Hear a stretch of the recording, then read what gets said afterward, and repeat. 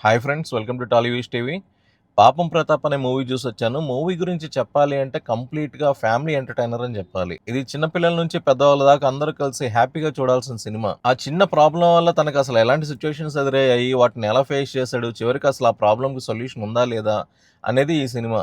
నిజంగా చెప్తున్నాను, పాయింట్ చాలా చిన్నదే. బయట చాలా మంది జీవితాల్లో ఈ ప్రాబ్లమ్ ఉండే ఉంటదనుకుంటా. ఎందుకంటే బేస్డ్ ఆన్ ట్రూ ఇన్సిడెంట్స్ అని రాశాడు. మేబీ ఇలాంటి కేసెస్ కూడా ఉండుండొచ్చు. కానీ ఇలాంటి ఒక సెన్సిటివ్ పాయింట్‌ని ఔట్ అండ్ ఔట్ కామెడీ వేలో తీసుకెళ్తూ ఒక చిన్నపాటి ఎమోషన్ సీన్స్‌ని కలుపుకుంటూ ఒక 2.5 అవర్స్ మనల్ని ఎంగేజ్ చేశాడంటే నిజంగా గ్రేట్ అని చెప్పాలి డైరెక్టర్‌కి.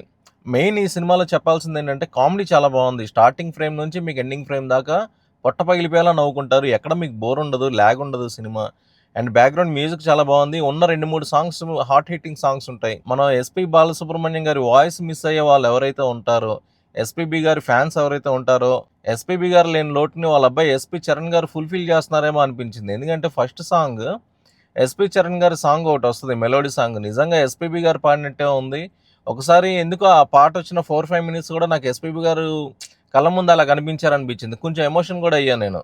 ఎందుకంటే ఒక లెజెండరీ సింగర్ ఎన్ని భాషల్లో పాడాడు, ఎన్ని వేల పాటలు పాడాడు. అలాంటి అతను మనకి కోవిడ్ తర్వాత చనిపోవడం, ఆయన పాటలు మిస్ అవుతున్న నాలాంటి అభిమానులకి మాత్రం ఎస్‌పీ చరణ్ ఒక ఎస్‌పీబీ లేని లోటునైతే తీరుస్తాడని కాన్ఫిడెంట్‌గా అనిపించింది నాకు. చాలా పాడాడు. ఉన్న 2, 3 పాటలు కూడా చాలా బాగున్నాయి మూవీలో.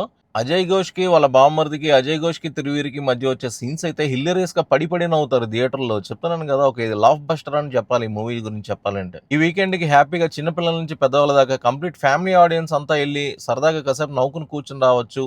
అలాంటి సినిమా ఒకటి ఏదైనా ఉంది అంటే మాత్రం పాపం ప్రతాప్ అని చెప్పొచ్చు. ఉన్న మెయిన్ లీడ్స్ అందరూ హీరో గాని, హీరోయిన్ గాని, ఆ ప్రసాద్ బెహ్రా గాని, అజయ్ ఘోష్ గాని, సపోర్టింగ్ క్యారెక్టర్స్ కానీ వీళ్ళందరూ కూడా వాళ్ళ పరిధిని మించి బాగా నవ్వించారని చెప్పాలి ఈ మూవీలో. రైటింగ్ చాలా బాగుంది. కొన్ని డైలాగ్స్ మాత్రం హృదయాన్ని అత్తుకునేలా ఉన్నాయి. కొన్ని సీన్స్ మాత్రం గుండెల్ని పిండేస్తాయి. ఎందుకంటే ఫాదర్ అండ్ డాటర్ ఎమోషన్స్ చాలా బాగా పండాయి. ఈ రోజుల్లో ఆ సన్నివేశం చాలా ఫ్యామిలీస్ కి కనెక్ట్ అయ్యే అవకాశం ఉంది. ఎందుకంటే సొసైటీలో జరుగుతున్న కొన్ని సంఘటనల్ని బేస్ చేసుకుని కొన్ని సీన్స్ రాసుకున్నాడు అనిపించింది. ఎందుకంటే బేస్డ్ ఆన్ ట్రూ ఇన్సిడెంట్స్ అని చెప్పాడు కదా. సో మనోడు బాగా స్టడీ చేసే స్క్రిప్ట్ కంప్లీట్ చేశాడు అనిపించింది.